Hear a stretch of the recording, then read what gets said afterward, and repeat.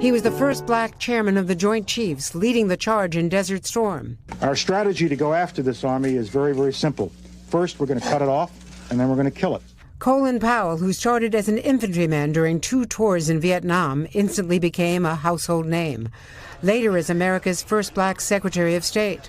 Succumbing to COVID, Powell was fully vaccinated, but had suffered from prostate cancer and in recent years multiple myeloma and Parkinson's. Once one of America's most popular figures, many urged him to run for president. Any regrets that you didn't run? You write in the book about how wrenching the decision was. I had to think about it because it was expected of me, and I'm a soldier. But after a few weeks of it, I realized this is just not me. This is not what I could do. His so-called Pottery Barn rule of war, if you break it, you own it, led him to privately oppose the Iraq War. We were with him in Afghanistan in 2002. What is it going to take to put the country back together? It's going to take the effort of the entire international community. A low point a year later, making the case to the UN that Saddam Hussein had weapons of mass destruction, mistakenly accepting the CIA's pretext for invading Iraq.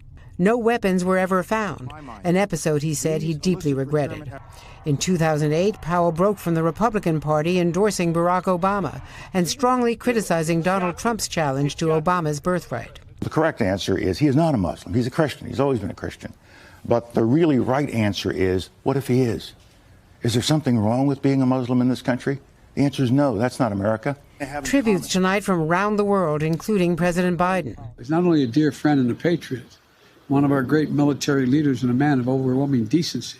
Though he often stayed out of the spotlight, one exception this moment 2 years ago.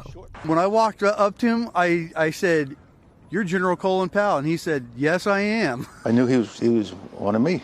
He was one of my guys. When Powell's car got a flat, military veteran Anthony Maggart, an amputee, pulling over to help him fix it. Powell later writing on Facebook, "Thanks, Anthony, you touched my soul and reminded me of what this country is all about. Let's stop screaming at each other. Let's just take care of each other." And Andrea, we're also learning General Powell's wife has COVID and is recovering.